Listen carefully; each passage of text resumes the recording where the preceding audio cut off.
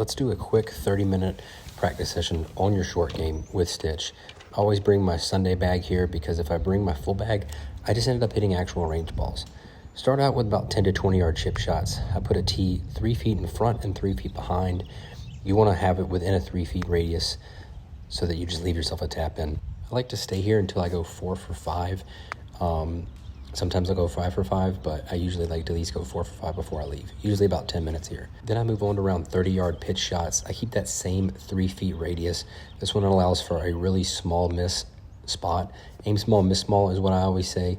I use my Stitch bag here as kind of like a landing zone. I know if I don't get it over my Sunday bag, then I'm not going to get it to the hole.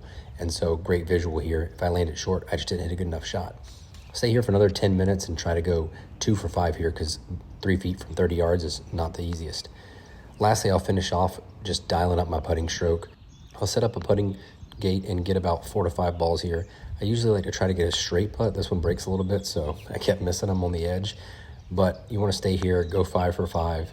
You want to probably spend your last 10 to 15 minutes here. Pack back up the Sunday bag, and you're good to go home.